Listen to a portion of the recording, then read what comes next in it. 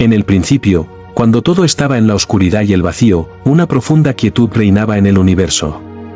Génesis 1:1-2, los primeros versículos de la Biblia, nos llevan a un momento trascendental, el origen de todo lo que conocemos. En el principio creó Dios los cielos y la tierra. Y la tierra estaba desordenada y vacía, y las tinieblas estaban sobre la faz del abismo. Y el Espíritu de Dios se movía sobre la faz de las aguas. Esta declaración contiene profundos significados teológicos, filosóficos y cosmológicos que merecen nuestra atención. La frase inicial, en el principio, señala el comienzo de todo, no solo de la creación del mundo físico, sino de todo el tiempo y la historia. El concepto de tiempo aquí no es un producto de la creación, sino la creación misma de algo que antes no existía, el tiempo como lo conocemos. Este principio no tiene un paralelo exacto en ningún otro texto antiguo. El autor sagrado no está interesado en explicar el origen de Dios, sino en señalar el momento en que comenzó el cosmos, tal como lo entendemos.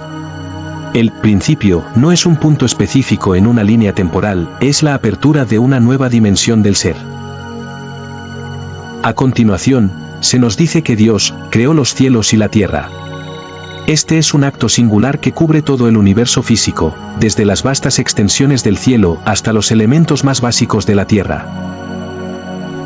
El verbo crear en hebreo es bara, que significa crear de la nada, algo que no existía antes. Esto implica una creación que no es una transformación ni una simple organización, sino la invención ex nihilo de todo lo que existe. Dios, en su soberanía, no solo organizó el caos preexistente, sino que le dio existencia de manera total y absoluta. Pero lo más intrigante de estos primeros versículos es lo que viene a continuación.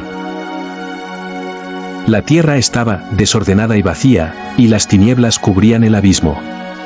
La frase hebrea, tohu vabohu, traducida aquí como desordenada y vacía, describe un estado de caos primordial, una desorganización radical.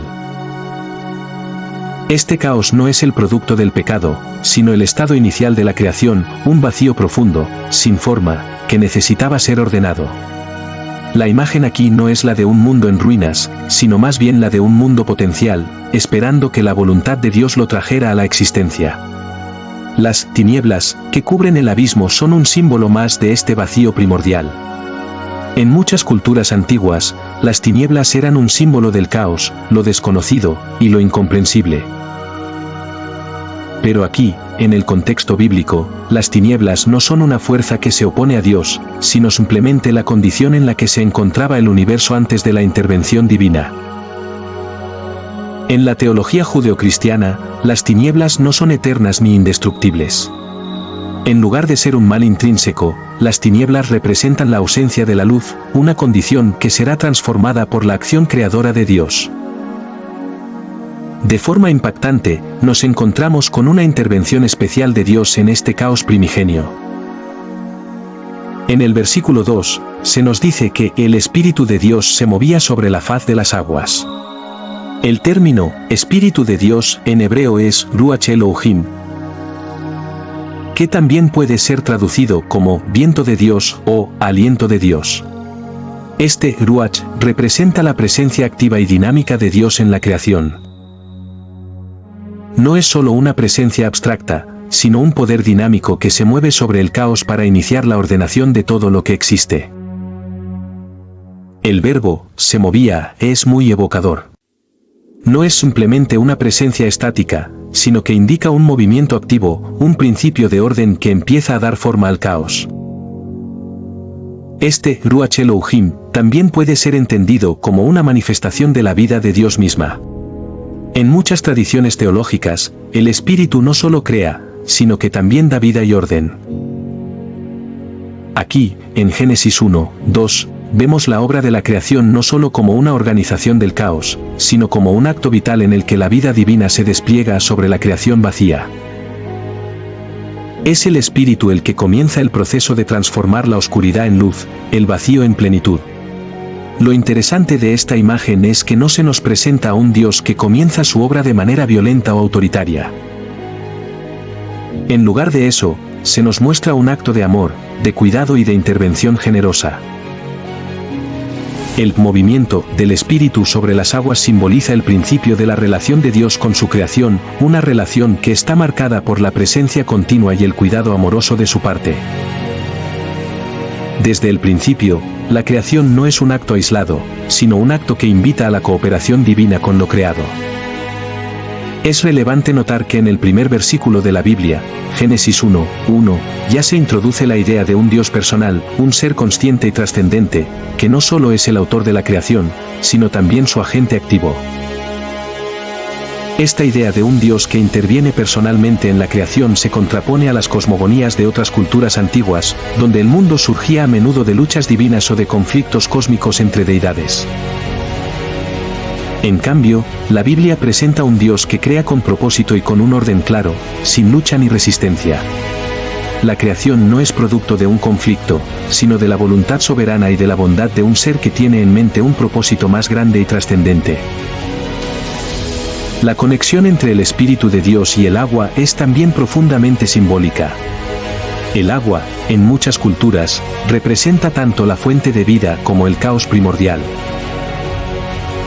De hecho, el agua es un elemento esencial en las primeras fases de la creación, ya que es sobre ella que el Espíritu de Dios se mueve. Las aguas del abismo no son vistas como un elemento negativo en sí mismas, sino como el medio en el que la creación va a comenzar a tomar forma. De alguna manera, el agua es el espacio de potencialidad, el lugar en el que todo puede suceder, y el Espíritu de Dios es el que da forma a esa potencialidad, guiando el proceso creativo. Además, el uso del término aguas en la creación es un recordatorio de que la creación de Dios no se limita a la tierra en sí misma, sino que abarca tanto los cielos como el mar, el aire y el suelo. El agua en este contexto es un símbolo de la totalidad de la creación. En las tradiciones judías y cristianas, el agua también tiene un simbolismo de purificación y renovación. Así, antes de que la luz sea separada de las tinieblas, antes de que se forme la tierra y los cielos, el agua representa la pureza y el potencial divino, el campo de posibilidades donde la creación se despliega. El verso 2 nos introduce entonces a una escena de profunda serenidad y orden. A pesar de la aparente oscuridad y el vacío, hay una presencia activa y generadora en el caos, el Espíritu de Dios se mueve sobre las aguas. Esta es una de las imágenes más poderosas de la creación, no hay caos sin propósito, no hay oscuridad sin que exista una luz que se está preparando para emerger. La imagen del Espíritu de Dios moviéndose sobre las aguas también nos habla de una creación en proceso, algo que está en movimiento, que está gestándose. A través de este movimiento del Espíritu sobre las aguas, podemos ver un principio de orden, una gestación que preludia la creación del mundo tal como lo conocemos. Este movimiento no es pasivo, sino activo. La creación no se inicia con una sola acción de Dios, sino un proceso continuo, lleno de dinamismo. El caos primordial, aunque desordenado y vacío, está lleno de posibilidades, y el Espíritu de Dios, con su presencia activa, va ordenando todo en su tiempo perfecto. Este es un tema recurrente en la Biblia, la acción de Dios no es instantánea ni apresurada. A lo largo de las Escrituras, encontramos que, aunque Dios tiene poder para hacer cualquier cosa de manera inmediata, Él elige un proceso ordenado y lleno de propósito. Esto es un recordatorio de que la creación no fue un accidente ni una obra al azar, sino un plan de largo alcance, con un fin que solo se revela progresivamente. Dios establece una relación con el caos, con el vacío, de manera que incluso en la oscuridad, hay un propósito divino en curso. El movimiento del Espíritu sobre las aguas también nos habla de la presencia inminente de la luz. La luz, que se separará de las tinieblas en los versículos siguientes, ya se está sugiriendo. A medida que el Espíritu se mueve, se percibe la tensión entre lo que está por venir y lo que aún está por formarse. La luz y la vida están cerca, pero aún no se han manifestado por completo. Es importante también destacar la relevancia de la palabra agua en el contexto teológico. En las tradiciones judeocristianas, el agua tiene un doble simbolismo, es tanto un medio de destrucción como de creación. En el diluvio, el agua destruye el mal, pero en Génesis es un medio de vida y renacimiento. Esta dualidad subraya el poder divino de transformar lo que parece caótico en algo lleno de propósito y vida. En esta descripción de la creación, se establece una teología del orden frente al caos. El principio no es solo un inicio físico, sino un principio moral y espiritual. Dios no solo crea un universo físico, sino que crea el orden mismo, un orden que tiene un propósito divino, bien, vida, paz y la revelación de su gloria. La creación es, en su esencia, un acto de revelación divina. Este orden que Dios impone sobre el caos se ve reflejado en toda la narrativa bíblica. Desde el principio, la creación no es solo la organización del cosmos, sino también la manifestación de un propósito que tiene implicaciones para toda la humanidad. Génesis 1:1-2 no solo habla del comienzo del mundo, sino de la relación entre Dios y su creación, una relación dinámica y sostenida. En este primer movimiento del Espíritu sobre las aguas, se establece un patrón de relación, donde lo que está en desorden o vacío, bajo la influencia divina, se convierte en algo ordenado y lleno de vida. En los siguientes versículos, veremos cómo Dios continúa con su obra, separando las tinieblas de la luz, formando la tierra y los cielos, creando el día y la noche. Pero el primer paso que se nos presenta es el movimiento del Espíritu sobre las aguas. Esto nos da una visión profunda de cómo Dios interactúa con el mundo. Su primer acto es un acto de presencia, de cuidado y de preparación. Antes de que la luz brille, antes de que la tierra y el cielo se separen, ya vemos que la obra de Dios comienza en la quietud y en la espera.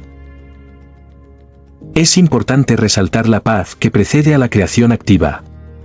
Aunque la tierra esté desordenada y vacía y las tinieblas cubran el abismo, la presencia de Dios a través de su Espíritu crea un espacio de orden anticipado. La calma en la que el Espíritu se mueve sobre las aguas no es pasividad, sino una expectativa de lo que está por venir. Este detalle es clave para entender la naturaleza de Dios como creador. Su obra no es impetuosa ni caótica, sino profundamente sabia y estratégica, moviéndose en su tiempo perfecto. Además, el uso del término agua tiene resonancias teológicas más profundas. El agua tiene simbolismo de purificación y creación. En el diluvio, es el medio a través del cual Dios destruye el mal, pero en Génesis, es el medio de vida. Esta dualidad resalta el poder divino para transformar incluso lo que parece caótico en algo lleno de propósito. La creación es, por tanto, un acto de revelación no solo del poder de Dios, sino también de su amor y de su intención redentora. Desde el principio, hay un propósito en cada elemento creado. El caos y la oscuridad no son el fin de la historia, sino solo el principio de una narrativa mucho más grande que llevará a la humanidad hacia un futuro de luz, orden y redención.